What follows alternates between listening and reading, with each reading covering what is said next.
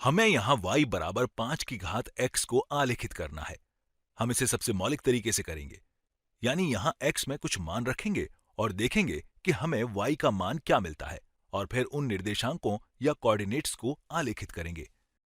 तो आइए यहाँ कुछ ऋणात्मक और धनात्मक मान रखते हैं। हम शून्य के आसपास की संख्याएं ही लेंगे।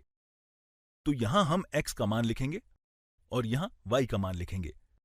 चलिए एक छोटी ऋणात्मक संख्या से शुरू करते हैं। सबसे पहले x बराबर ऋणात्मक 2 से शुरू करते हैं। तो ये y बराबर 5 की घात x या यूं कहें 5 की घात ऋणात्मक 2, जो 1 बटे में 5 की घात धनात्मक 2 के बराबर होता है। इसलिए ये 1/25 है। चलिए अब कोई दूसरा मान रखते हैं। देखते हैं कि जब x का मान ऋणात्मक 1 है तो y का मान क्या होगा। y बराबर 5 की घात ऋणात्मक 1 होगा, जो बराबर 1/5 की घात 1 है। तो ये बराबर 1/5 है। अब देखते हैं जब x बराबर 0 होगा तो y का मान क्या होगा। यहाँ y बराबर 5 की घात 0 होगा और हम जानते हैं कि किसी भी संख्या की घात 0 बराबर 1 होता है, तो ये 1 के बराबर होगा। चलिए कुछ और बिंदुओं का मान निकालते हैं। मैं इस सारणी मतलब टेबल को थोड़े आगे तक बढ़ा देता हूं। अब x बराबर 1 रखते हैं, तो ये y बराबर 5 की घात 1 होगा, जो 5 के बराबर ही होगा। आइए अब एक आखिरी मान रखकर देखते हैं। जब x का मान 2 के बराबर होगा तो क्या होगा। ये y बराबर 5 का वर्ग होगा, यानी 5 की घात 2, और ये 25 के बराबर होगा। अब हम इसे आलेखित कर सकते हैं और देख सकते हैं कि ये कैसे दिखेगा। मतलब हम देखेंगे कि इसका आलेख यानी ग्राफ कैसा दिखेगा।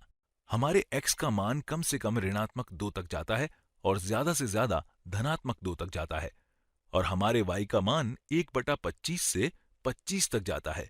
यहां हमारे पास धनात्मक मान है। तो आइए इसे बनाते हैं। तो हम इसे इस तरह बना देते हैं। यहां ये हमारा x अक्ष है और ये y अक्ष है। इसे थोड़ा सीधा बना देते हैं। तो ये हमारा y अक्ष है और अब x के मान की बात करते हैं। ये ऋणात्मक 2 है। हम इस y अक्ष को थोड़ा नीचे की तरफ बढ़ा देते हैं। तो ये y अक्ष है और ये x अक्ष है।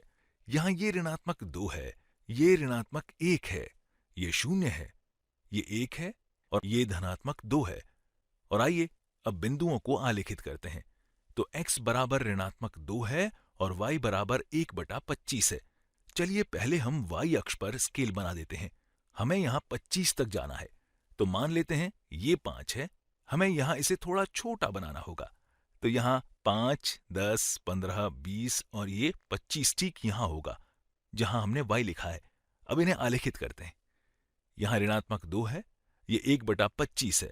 तो ऋणात्मक 2, 1/25, एक कुछ यहाँ होगा, इसलिए 1/25 यहाँ x अक्ष के काफी पास होगा। तो ये 1/25 है और ये बिंदु ऋणात्मक 2, 1/25 है।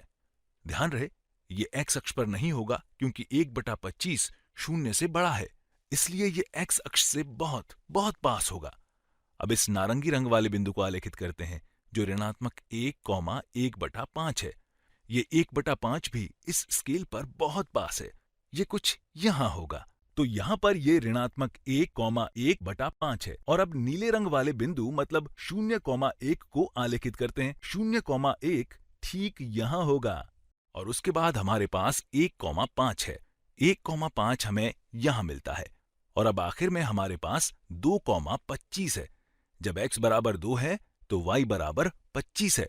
तो 2,25 ठीक यहाँ होगा। अब हम देख सकते हैं कि इस फलन मतलब फंक्शन या आलेख पर क्या हो रहा है। यहाँ जब हम ऋणात्मक दिशा में जाते हैं तो हमारा फलन यानी 5 की घात x को बढ़ाने पर इसका मान 0 के बिल्कुल पास मिलता है, लेकिन 0 नहीं मिलता है। तो हम यहाँ 0 से आगे बढ़ते जा रहे हैं, धीरे धीरे 0 से दूर जाते हैं और फिर y अक्ष पर हमें y बराबर 1 मिलता है।